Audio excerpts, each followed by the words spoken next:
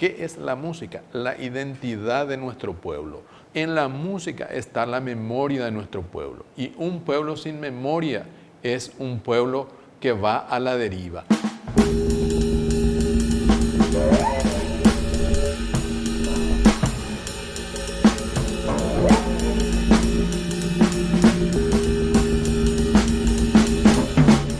Me fascina la historia de los hermanos Larramendia, Mario Rubén, porque en estos tiempos, ¿quién se figuraría un viaje en carreta a Buenos Aires? Y al destino que le tenía, a lo que le tenía reservado el destino, ser una especie de casa de los paraguayos que musiqueaban por ese tiempo, ¿no? Así es, a mí también me fascina y de esa fascinación nació este libro.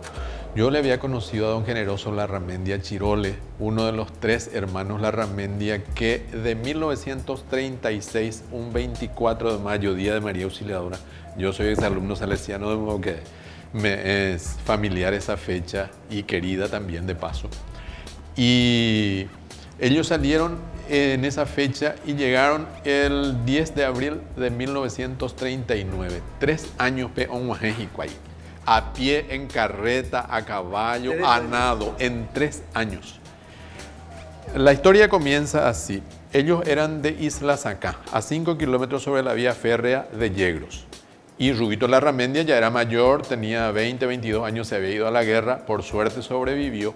Pero antes de irse, todos ellos eran músicos, ellos eran Larramendia Cortesi, por eso el arpista Cortesi es primo hermano de ellos. Y los Cortesi cantaban arias, cantaban las canciones italianas que sus padres, sus abuelos habían traído. Entonces eran una familia musical. Y ahí encuentran una vitrola, y en la vitrola suena, supongo que es, por ejemplo, Pucheta Jiménez. Y Rubito Larramendia le dice a sus hermanos, a otros pares que también cantaban, algún día aveíñan de ya purajiana co apu apu hume. ¿Te imaginas el nombre del disco? Apu apu hu. Decime si no es hermoso. Ya purajiana aveí, jañane famoso ana. Bueno, después vino la guerra, él se presentó acá en Sajonia, se fue al Chaco, huyó y sobrevivió. Bueno, y él junto a 2 guitarristas vinieron de allá, del Chaco, y dijeron, ñandella hasta Buenos Aires. Se fueron de nuevo a Isla Sacá, y en Isla Sacá le plantearon ellos a los padres de los Larramendia llevarle a 2 muchachos que eran de 17 y 18 años. Y el papá le dijo, no, con allá en Baretema, así es que yo no te puedo dar. Entonces quedaban los hermanos menores de 13 y de 12 años. Bueno, Umida y Cature Huerja. Antes que pase mucho tiempo, en homenaje a la audiencia más nueva y rompiendo un poco la belleza de la crónica, ¿podés definir en 2 palabras quiénes eran los hermanos Larramendia o quiénes fueron finalmente en la historia de la música paraguaya? Los hermanos Larramendia fueron estos que llegaron a Buenos Aires un día con estos hermanitos y el hermano más grande y 2 guitarristas que le agregaron una savia nueva a esa música paraguaya que ya existía en Buenos Aires. En el 39, del 27 al 28, ahí empiezan a irse, en el 30, 31, durante la guerra, y ellos le agregan sobre todo un estilo muy peculiar, un trío y con un dúo de guitarras fantástico. De modo que esa es, digamos, la personalidad de los Larramendia. Entonces, estos chicos van y en 3 años sucesivamente van llegando. Y hay un hecho muy importante, en el 37 en Resistencia se encuentran con Carlos Miguel Jiménez, que era un poeta que por haber participado en aquel movimiento de 1931 estaba exiliado muy joven en Resistencia, y le dicen, Yahana, necesitamos un glosista, porque humánico la conjunto mía hoy tiene locutor, un glosista, alguien que decía. Bueno, y los Larramendia decían, bueno, la Carlos Miguel ya le presentaron ñande ya pura jeiba, y no yepe, ya en Bama, total, él ya le había cautivado al público, ¿no? Entonces le convencen y se van. Te iba a preguntar, dentro de esta especie de aprehensión que tengo porque la historia de nuestros músicos no se nos escape como el agua entre los dedos, entre las manos, que es un temor muy, muy válido que tengo, porque en gran medida las nuevas tecnologías que tienen que ver con la difusión musical no cuentan mucho con la historia de nuestro folclore. Cosa que pasás la frontera y ya no pasa, ¿no? Porque en la Argentina ves la configuración de los grupos musicales folclóricos y ves chicos de coleta y chicos millennial, digamos, ¿no? Pero si tuvieras que ir a la misión de hablarnos de 10 músicos fundamentales en la historia de Paraguay, y conste que te comprometo con una cifra significativa, de 10 músicos sobre los cuales hoy un chico tendría que ir a buscar información, ¿quiénes serían? Tendría que, en primer lugar, aproximarse a Flores, el creador de la guarania. Flores es un genio. ¿Qué es el genio? Aquel que recibe los mismos estímulos, la misma educación, vive en la misma pobreza y sin embargo con su talento y con su genialidad y con su voluntad, porque no basta ser genio, tenés que tener voluntad de sobresalir, de hacer cosas. Eso es un genio. Y Flores fue así como Pío Barrios, como Emiliano R. Fernández, un genio desde esa perspectiva que te estoy enmarcando. En primer lugar, él. Después, Herminio Jiménez. 2. Herminio Jiménez, grande también, músico, compositor, poeta, en fin, Iván Letereirazá, don Herminio Jiménez. El canto de mi selva quizás sea su obra mayor. Sí, allá el Chirigüelo cruzando en otro tiempo. Hoy memoria del Chirigüelo parece que hay, convirtiéndose en distrito en estos días. Bueno, y después Mauricio Cardoso Campo. Mauricio Cardoso Campo es un grande de la música paraguaya por sus melodías. Y todas las cosas, todas las melodías y las poesías, porque era también poeta, entonces son de un grande. Después Félix Pérez Cardoso, el Mitaguazú, 4 meses. Félix Pérez Cardoso, porque Félix Pérez Cardoso lleva del Paraguay sin que él se anime a poner que es de él. Por eso yo digo que Guira Campana es de autor anónimo. Ingo Lomitad, que es de Talavera, que es de Ampelio Villalba, que es de otros. Pero, o si no, si hubiese sido de alguien, allí se hubiera puesto en esos discos de Sadaik el autor. Recopilación Félix Pérez Cardoso. Llevó, como quien dice, un Guira Campana chiquitito y él hizo más grande con sus arreglos. Ese Guira Campana colosal con el que nuestros artistas se lucen en el mundo es Félix Pérez Cardoso. Vea. Bueno, después podríamos citar un quinto que pueden ser los hermanos Larramendia como conjunto, como grupo, no individualmente.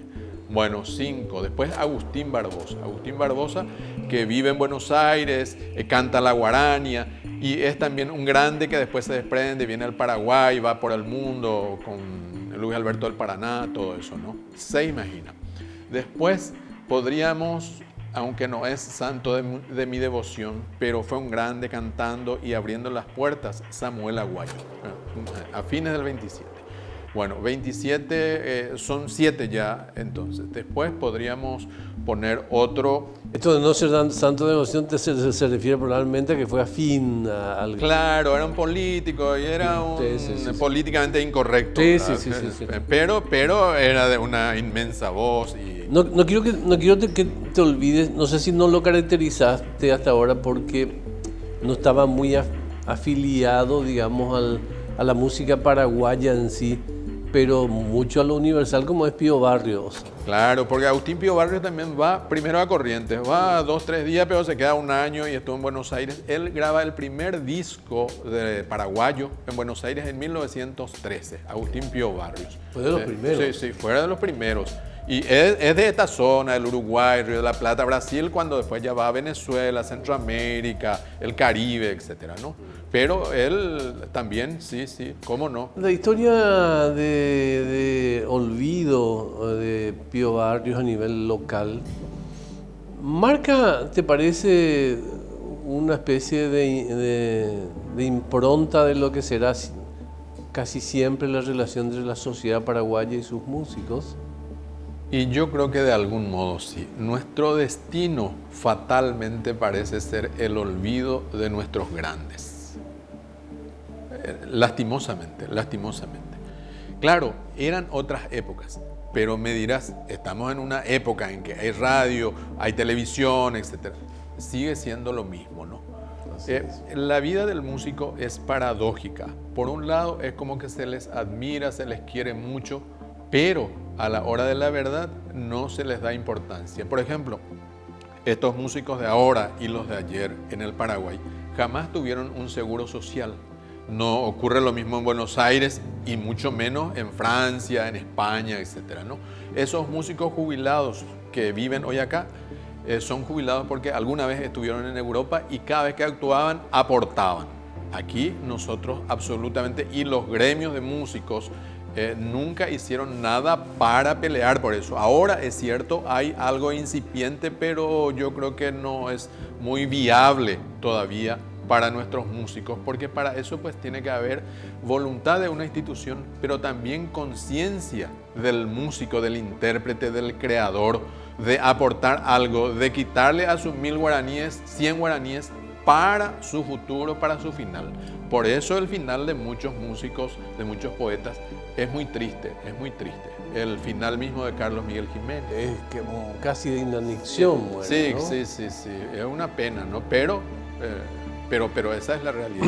Mario, hace 20 años los debates que tenían que ver con la reivindicación de lo nacional, de lo identitario, me sonaban casi a nacionalismo barato. 20 años después, me asusta el hecho que percibo que hay generaciones que podrían volverse grandes adultos o adultas, ya definitivamente desconectadas de lo identitario. Sí, es muy cierto y es muy penoso.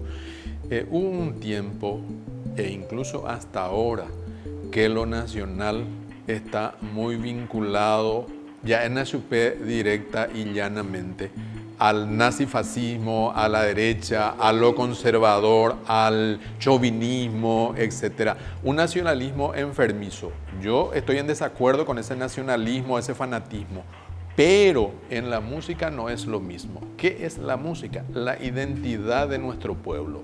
Deningo Oregendúramo, Campamento Cerro León, remite a la Guerra Grande, a la Guerra del 70. Si escuchás Che Jazmín, te remite al amor, a lo universal, a lo permanente. Escuchás, no sé, 13 Tuyutí, la Guerra del Chaco. Y hablo de lo bélico porque eso es lo más gráfico, lo más visual, digamos. Pero en la música está la memoria de nuestro pueblo. Y un pueblo sin memoria es un pueblo que va a la deriva.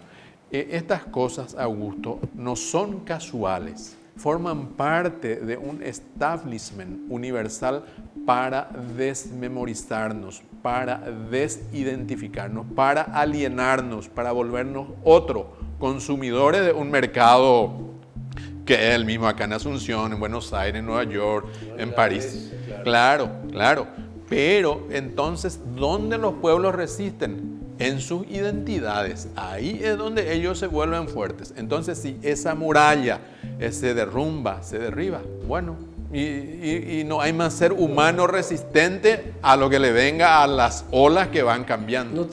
¿No temes vos y supongo otros también quedar como cruzados que pelearon una causa que nadie está escuchando? Y mira, me suele decir un desconocido que me suele encontrar, pero nunca le pregunto su nombre porque me fascina. Me dice, adiós abogado de causas perdidas, me dice. Y un día le dije, amba erebio, con amba enio hermano omanumbama, omanumbata, me dice. Y le digo yo, aunque omano, igual voy a pelear. Una última frase sobre tu mirada de futuro. Fundamentalmente, no, o sea, el futuro pues está muy ligado a jóvenes, ¿verdad? Uh-huh. Y nada, ¿qué temores tenés respecto de esto, de nuestra identidad en 20, 30, 40 años? Y si tengo que decirte en voz alta lo que pienso, tengo que decirte que estas cosas cada vez van a ser más polvo y cenizas. pero que no por eso nosotros, los que trabajamos en esto y los jóvenes, porque hoy la escribía, hay gente que está empezando y que van a ocupar nuestros lugares. Yo creo que el panorama es desolador, pero aún así hay que salir al mar a pescar, aunque sepamos que vamos a llegar a la orilla con solamente los huesos de nuestro pez. Gracias, Mario Ram, gracias. Bueno, gracias a vos por la invitación, Augusto.